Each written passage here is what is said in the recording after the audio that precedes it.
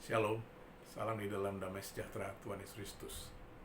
Selamat kita bertemu kembali di dalam kebenaran Injil yang dari Tuhan Yesus Kristus di dalam siaran tengah minggu kita. Di hari ini, edisi minggu ketiga bulan April tahun 2026, masih dalam suasana Paskah, yaitu suasana kebangkitan Tuhan Yesus Kristus selama 40 hari menjelang kita merayakan hari kenaikan Tuhan Yesus Kristus di bulan yang akan datang. Tema firman Tuhan pada hari ini mengambil judul Tidak Ada Penghukuman. Tema ini bersumber dari firman Paskah GBIS yang terambil dari kitab Roma 8. Mari kita langsung saja memeriksa ayatnya, saudara-saudaraku. Roma 8 ayat yang pertama. Demikianlah sekarang tidak ada penghukuman bagi mereka yang ada di dalam Kristus Yesus. Amin. Inilah firman Paskah GBIS tahun 2026. Sesuai dengan tema di hari ini, tidak ada penghukuman, kita akan fokus kepada masalah penghukuman ini. Karena masalah penghukuman inilah yang menjadikan firman Tuhan di hari ini istimewa, yaitu firman Paskah yang datang dalam kondisi dunia yang dilanda krisis, kondisi yang semakin parah karena peperangan yang terus berlangsung di Timur Tengah sana. Namun menjadikan keistimewaan dari firman Paskah ini semakin nyata karena di dalamnya terkandung solusi.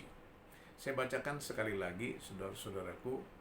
Demikianlah sekarang tidak ada penghukuman bagi mereka yang ada di dalam Kristus Yesus. Sekarang marilah kita menguraikan ayat ini, satu ayat saja, namun nanti ternyata memiliki makna yang sangat dalam. Kita akan mulai dengan satu pertanyaan, saudara-saudara, yaitu pertanyaan yang ada di dalam bacaan khatam kita dari Kisah Para Rasul. Itulah pertanyaan seperti yang diajukan oleh Rasul Filipus kepada sida-sida dari negeri Ethiopia.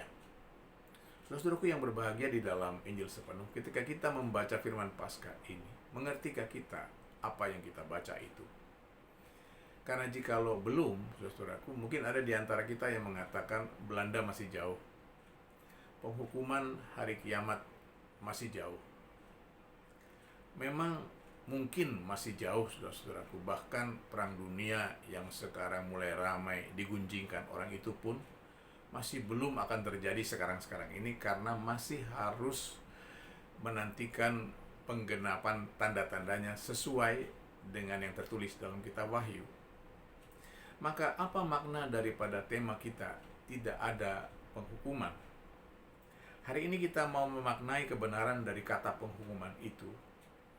Saudara-saudaraku yang berbahagia dalam Injil sepenuh, sesungguhnya penghukuman yang dimaksud di dalam Roma 8 ayat 1 itu sudah terjadi dan sedang berlangsung sampai kepada zaman kita ini.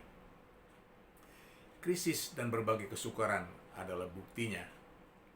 Saudara-saudaraku, semua itu akibat daripada kebodohan dan kefasikan umat manusia itu sendiri yang semakin menyimpang dari rancangan dan kehendak Allah.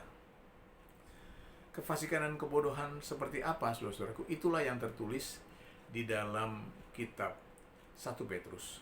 Kita periksa ayat selanjutnya, 1 Petrus 4 ayat 17. Karena sekarang telah tiba saatnya penghakiman dimulai, dan pada rumah Allah sendiri yang harus pertama-tama dihakimi.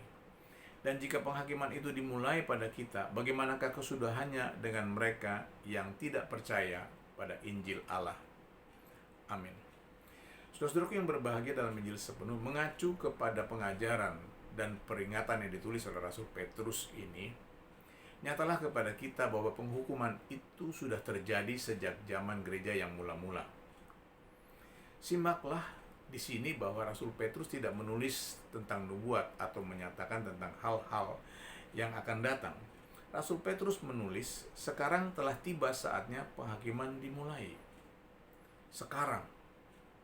Menyatakan bahwa penghukuman itu sudah dimulai sejak zaman gereja yang mula-mula dan akan terus berlanjut sampai sekarang ini. Mungkin ada di antara para pemirsa yang mencermati ayat ini dan mengatakan yang tertulis itu bukan penghukuman, melainkan penghakiman. Itu benar. Namun hendaklah kita mengingat bahwa di dalam penghakiman itu ada dakwaan, tetapi juga ada vonis. Bisa bebas, bisa juga penghukuman. Saudara-saudaraku, sesungguhnya itulah yang dinyatakan di dalam firman Paskah kita. Bisa bebas, bisa penghukuman. Firman Paskah di tahun 2026 ini kita tampilkan sekarang bersamaan dengan 1 Petrus 4 ayat 17 agar kita dapat merenungkan makna dari penghukuman itu. Saya bacakan sekali lagi firman Paskah kita.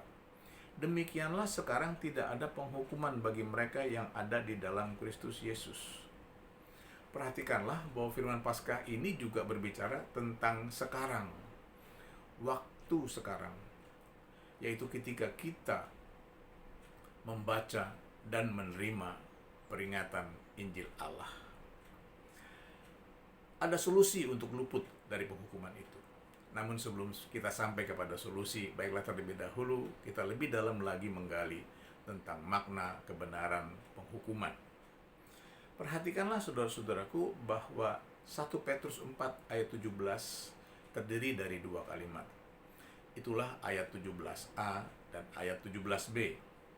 Kita mulai dari ayat 17a. Karena sekarang telah tiba saatnya penghakiman dimulai, dan pada rumah Allah sendiri yang harus pertama-tama dihakimi.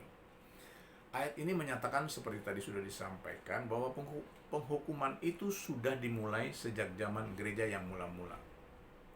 Karena ketika Rasul Petrus menulis tentang rumah Allah, rumah Allah yang harus pertama-tama dihakimi, rumah Allah yang dimaksud di sini tidak lain dan tidak bukan adalah bait Allah yang di Yerusalem, di mana dakwaan kepada bait Allah itu sudah dinyatakan jauh-jauh hari sebelumnya di dalam khotbah akhir zaman Tuhan Yesus, bahwa bait Allah akan diruntuhkan sehingga tidak ada satu batu bersusun di antara batu yang lain, sama sekali diruntuhkan rata dengan tanah.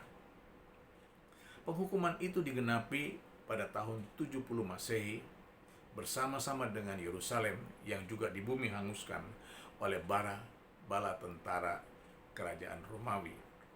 Bahkan bangsa Yahudi pun turut mengalami penghukuman itu. Sejak runtuhnya bait Allah dan kota Yerusalem, bait Allah terbuang dan tercerai-berai ke seluruh penjuru dunia ini. Itulah makna penghukuman dalam ayat 17a. Itulah awalnya penghukuman yang dimulai atas bait Allah di Yerusalem. Selanjutnya ayat 17b, saudara-saudaraku, saya bacakan. Dan jika penghakiman itu dimulai pada kita, bagaimanakah kesudahannya dengan mereka yang tidak percaya pada Injil Allah? Ayat ini bersifat kondisional, artinya tergantung kondisi kita masing-masing. Kalau kita percaya kepada Injil Allah, tidak akan ada penghukuman. Tetapi kalau kita tidak percaya, maka penghukuman itu akan turun ke atas kita. Saudara-saudaraku, ayat 17b ini paralel atau identik dengan firman Paskah Roma 8 ayat 1. Berlaku di sepanjang zaman termasuk untuk kita dan umat manusia di dunia yang hidup di zaman ini. Kalau Roma 8 ayat 1 mengandung solusi, maka 1 Petrus 4 ayat 17b mengandung dakwaan. Mengapa penghukuman Allah turun atas bait Allah, kota Yerusalem, dan bangsa Yahudi? Karena mereka tidak percaya kepada Injil Allah. Mereka menolak Yesus, Mesias yang diutus Allah. Bahkan mereka menyalibkannya di kayu salib. Bahkan sampai hari ini pun bangsa Israel masih menolak Yesus yang telah mereka salibkan itu. Itu sebabnya sampai hari ini kita masih dapat melihat penghukuman yang masih terjadi di Israel. Saudara dan saudari yang berbahagia di dalam Injil sepenuh, meskipun bangsa Israel telah pulang dari pembuangan dan kembali ke tanah perjanjian dan menyatakan kemerdekaannya di tahun 1948 serta mendirikan sebuah negara di situ. Kemerdekaan bangsa Israel itu belumlah sepenuhnya merdeka, karena kota suci Yerusalem tidak lagi dikuasai oleh negara Israel sepenuhnya. Lebih dari separuh Yerusalem justru dikuasai oleh bangsa Palestina. Itu sebabnya dari sejak kemerdekaan sampai kepada hari ini terus-menerus terjadi peperangan antara Israel dan Palestina sampai kepada puncaknya di tahun ini. Di tahun 2026 ini yang dampaknya menimbulkan krisis atau kelangkaan BBM dan gas. Menyusahkan masyarakat di seluruh dunia. Artinya bangsa-bangsa lain yang tidak ikut campur dalam peperangan ini pun turut terdampak penghukuman itu. Tuhan Yesus berfirman, itu barulah permulaannya. Tertulis dalam khotbah akhir zaman, Matius 24 ayat 6-8. Demikian firman Tuhan Yesus. Kamu akan mendengar deru perang atau kabar-kabar tentang perang, namun berawas-awaslah, jangan kamu gelisah, sebab semuanya itu harus terjadi. Sebab semuanya itu harus terjadi, tetapi itu belum kesudahannya. Ayat 7. Sebab bangsa akan bangkit melawan bangsa dan kerajaan melawan kerajaan. Akan ada kelaparan dan gempa bumi di berbagai tempat. Akan tetapi semuanya itu barulah permulaan penderitaan menjelang zaman baru. Amin. Tuhan Yesus berfirman, semuanya itu harus terjadi, tetapi itu belum kesudahannya. Bahkan ayat 8 katakan, semuanya itu barulah permulaan penderitaan. Jadi saudara-saudari yang berbahagia, krisis yang sedang terjadi di dunia ini, itu barulah permulaan penderitaan yang akan datang. Ayat 7 mengatakan, sebab bangsa akan bangkit melawan bangsa dan kerajaan melawan kerajaan. Akan ada kelaparan dan gempa bumi di berbagai tempat. Firman Tuhan Yesus yang adalah kebenaran mengatakan akan menyusul bencana kelaparan dan gempa bumi. Menjadi peringatan kepada kita selaku umat tebusan Kristus untuk berusaha, untuk luput, untuk terhindar dari penderitaan dunia itu. Saudara-saudaraku, mungkinkah itu? Sangat mungkin. Sebab khotbah akhir zaman Tuhan Yesus mengatakan penderitaan itu akan terjadi di berbagai tempat. Dikatakan di berbagai tempat, namun bukan di semua tempat. Berarti ada celah atau masih ada lokasi yang terluput dari penghukuman itu. Namun bukan lokasi atau tempat yang terpenting di sini. Yang terpenting di sini adalah keyakinan dan pengertian, yaitu percaya kepada Injil Allah. 1 Petrus 4 ayat 17 tadi mengatakan, dan jika penghakiman itu dimulai pada kita, bagaimanakah kesudahannya dengan mereka yang tidak percaya kepada Injil Allah? Perhatikanlah, di sini Rasul Petrus tidak lagi menuliskan dirinya sebagai orang Yahudi atau umat Israel, melainkan sebagai pengikut Kristus. Kembali memperingatkan kita bahwa penghakiman dan penghukuman itu bukan hanya berlaku kepada umat pilihan Israel yang telah menyalibkan Yesus, tetapi juga berlaku kepada kita, para pengikut Kristus, orang-orang Kristen di seluruh dunia di zaman ini. Dengan demikian, penghakiman dan penghukuman itu berlaku paralel. Berlaku untuk kepada umat pilihan Israel dan berlaku juga kepada kita, umat Kristus. Kalau umat pilihan Israel harus percaya kepada Injil Allah, apatah lagi kita, saudara-saudaraku. Kalau kita Kristen, kita wajib percaya kepada Injil Allah. Saudara-saudaraku, jika tidak, kita pun pasti mengalami nasib yang sama dengan umat pilihan Israel yang harus menerima penghukuman.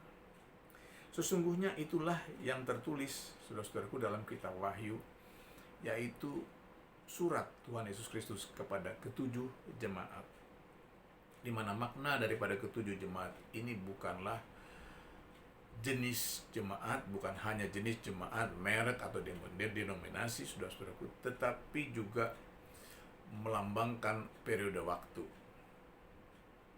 yaitu dari hari yang pertama sampai hari yang terakhir atau hari yang ketujuh.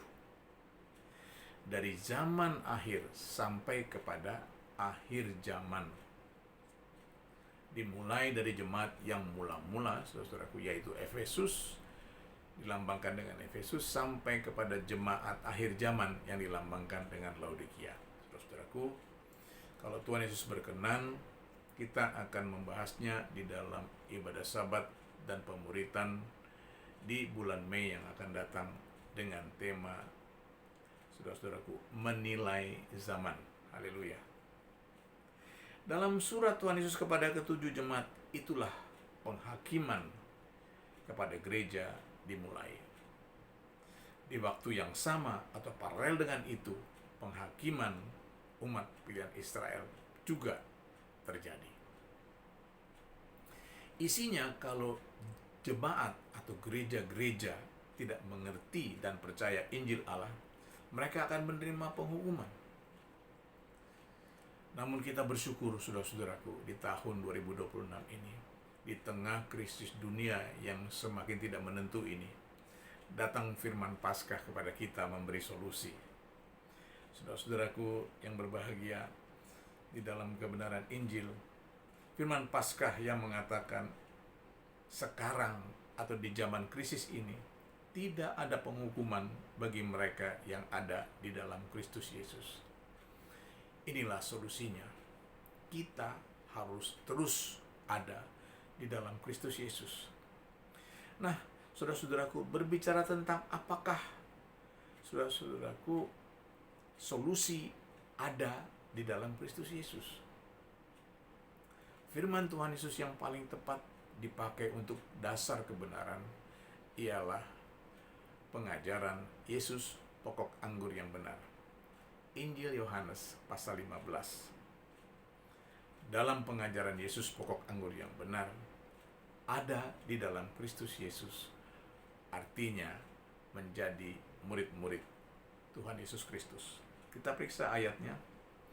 Yohanes 15 ayat 7 dan 8.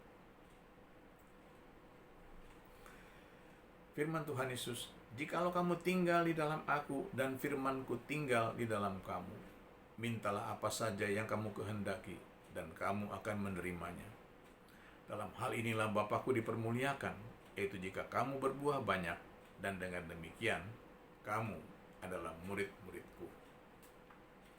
Tinggal di dalam Kristus Yesus adalah tinggal di dalam Yesus dan firman-Nya tinggal di dalam kita. Inilah jalan untuk beriman dan mengerti Injil Allah. Inilah jalan untuk selalu ada di dalam Kristus Yesus, yaitu menjadi murid-murid Tuhan Yesus Kristus. Gereja atau jemaat yang menjadi murid-murid Tuhan Yesus Kristus artinya gereja yang melaksanakan amanat agung Tuhan Yesus Kristus secara rutin dan tekun, melaksanakan pemuritan dan pengajaran Injil. Terus, saudaraku, kita periksa ayat yang terakhir. Landasan atau dasar GBIS, Efesus 2 ayat 20 sampai 22. Efesus 2 ayat 20 sampai 22. Yang dibangun di atas dasar para rasul dan para nabi dengan Kristus Yesus sebagai batu penjuru. Di dalam Dia tumbuh seluruh bangunan rapi tersusun menjadi bait Allah yang kudus di dalam Tuhan. Di dalam Dia kamu juga turut dibangunkan menjadi tempat kediaman Allah di dalam Roh. Amin. Jemaat yang ada di dalam Kristus Yesus artinya gereja yang dibangun di atas dasar para rasul dan para nabi dengan Kristus Yesus batu penjuru. Saudara-saudaraku, di atas dasar Alkitab dengan Kristus Yesus batu penjuru menjadi gereja atau jemaat yang memiliki pemuritan dan pengajaran yang konsentrasinya adalah firman Kristus, Injil Allah. Saudaraku yang berbahagia, menjadi gereja atau jemaat yang dibangun di atas dasar Kristus Yesus batu penjuru. Itulah bait Allah yang kokoh dan tidak tergoncangkan meskipun dunia sedang bergoncang. Menjadi rumah doa bagi segala bangsa, itulah bait Roh Kudus dan bukan sarang penyamun yang pasti akan diruntuhkan. Terpujilah nama Tuhan Yesus Kristus untuk selama-lamanya. Semoga Roh Kudus tetap mengajar kita. Tuhan Yesus memberkati. Kita akan menutup ibadah ini dalam doa. Kita angkat terlebih dahulu sebuah pujian. Besar dan ajaiblah karya-Mu.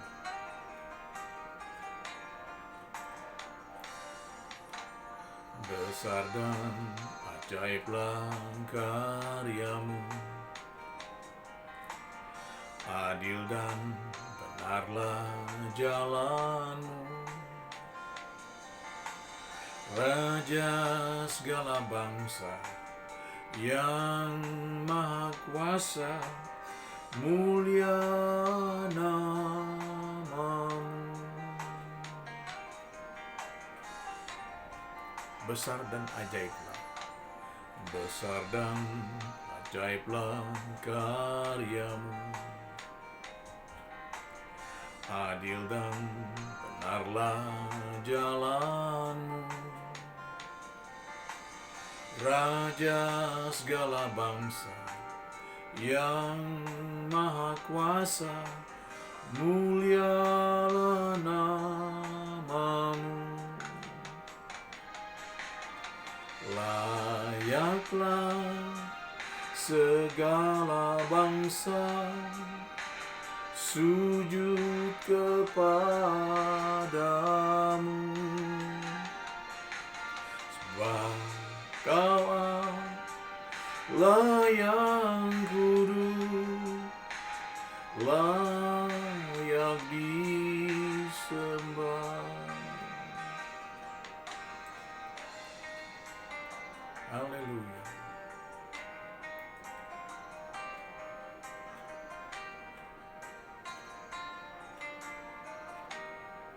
Kita angkat sekali lagi. Besar dan ajaiblah karya-Mu. Besar dan ajaiblah karya-Mu, adil dan benarlah jalan-Mu. Raja segala bangsa yang maha kuasa, mulialah nama-Mu. Layaklah segala bangsa sujud kepadamu,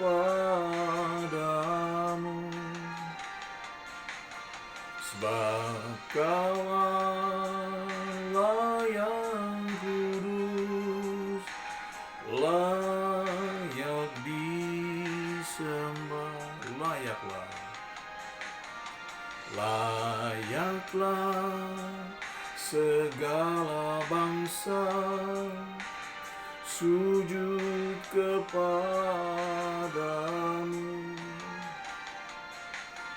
sebab Kau Allah yang kudus, layak disembah. Sebab Kau Allah yang kudus, layak disembah. Kita masuk dalam doa. Bapa kami yang kudus, Bapa kami yang baik, Bapa Firman Roh Kudus ketiganya yang esa, Bapa di dalam nama Tuhan Yesus Kristus, Sungguh kami bersyukur Bapa di hari ini, oleh karena rahmat dan anugerah-Mu, kami masih boleh Tuhan menikmati ibadah tengah minggu di hari ini. Terima kasih Tuhan Yesus Kristus, Engkau melawat kami dengan manis, dengan firman-Mu yang memberikan solusi di tengah-tengah krisis dunia yang Bapa semakin mengkhawatirkan. Engkau memberikan firman-Mu sebagai solusi. Terima kasih Tuhan Yesus Kristus. Biarlah Roh-Mu yang kudus memimpin kami, membimbing kami untuk menjadi murid-murid-Mu, melaksanakan amanat agung-Mu, menjalankan pemuritan dan pengajaran di dalam Injil Allah, di dalam kebenaran Injil. Terima kasih Tuhan Yesus Kristus. Lawatlah Tuhan sekarang setiap rumah para pemirsa yang mengikuti ibadah siaran tengah minggu ini, Tuhan Yesus Kristus.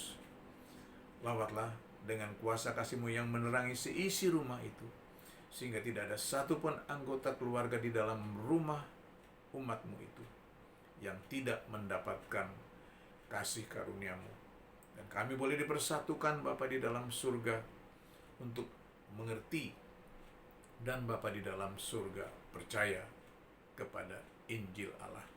Terima kasih Tuhan Yesus Kristus. Kami bawakan Tuhan kehidupan kami di hari-hari mendatang Tuhan Yesus, hanya di dalam naungan kasih karunia-Mu, umat-Mu yang sekolah, yang kuliah, yang bekerja, mengerjakan tugas-tugas rumah tangga, berusaha, berwirausaha dan berdagang. Secara khusus juga kepada saudara-saudara kami, kaum yang lemah, jemaat-Mu, para janda, anak yatim, yatim piatu, dan para manula yang kami kasihi. Nyatalah kerajaan-Mu, nyatalah kedaulatan-Mu dalam kehidupan kami sepanjang hari. Turunlah kuasa kasih-Mu menerangi langkah kehidupan kami, dan biarlah kiranya kebaikan dan kemurahan-Mu yang menyertai kami sepanjang hari. Terima kasih Tuhan Yesus Kristus. Demikianlah kami serahkan juga rangkaian ibadah yang kami laksanakan Tuhan selama hari-hari mendatang satu minggu ini. Biar Tuhan hamba-hamba-Mu Engkau persiapkan, Engkau pimpin, Engkau urapi dengan urapan yang dari surga, sehingga mereka boleh mempersembahkan Tuhan ibadah dan pelayanan yang berkenan kepadamu. Kumpulkanlah kami Bapa, dan tambahkanlah jumlah dan bilangan kami untuk kepujian dan kemuliaan nama-Mu. Terima kasih Tuhan Yesus Kristus. Akhirnya kami mohonkan Tuhan anugerah kasih karunia, keselamatan, kesejahteraan, kemenangan Tuhan Yesus, kejayaan, kemakmuran bagi umat pilihan-Mu bangsa negara Israel. Lengan-Mu yang kuat, tangan-Mu yang ajaib itulah yang menjaga, yang memelihara, yang memberkati bangsa negara Israel di tengah-tengah krisis dunia sekarang ini. Lengan-Mu yang kuat, tangan-Mu yang ajaib itulah yang melindungi bangsa negara Israel dari serangan-serangan musuh. Kuat kuasa-Mu yang menangkis, merontokkan, membalikan tembakan-tembakan musuh-musuh Israel, terutama rancangan-rancangan keji yang diadakan oleh mereka. Terima kasih Tuhan Yesus Kristus. Kirimkanlah pekerja-pekerja-Mu Tuhan untuk melengkapi jumlah penginjil-penginjil yang ada di Israel.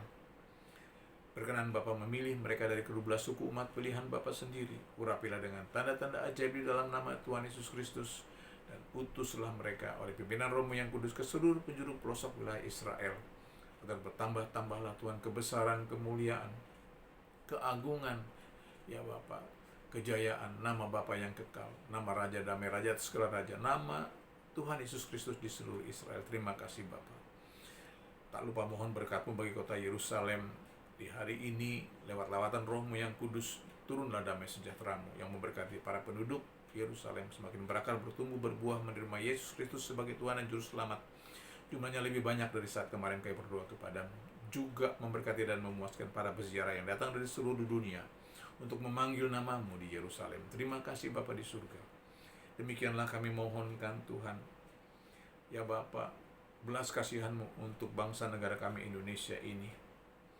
Ampuni dosa kesalahan bangsa kami, biar bangsa kami mendapat kasih karunia-Mu. Luputkanlah dari bencana-bencana dan tulah tanda-tanda akhir zaman. Terutama Bapa, nyatakan kemuliaan-Mu agar bangsa Indonesia tidak terpuruk dalam jurang bencana ekonomi.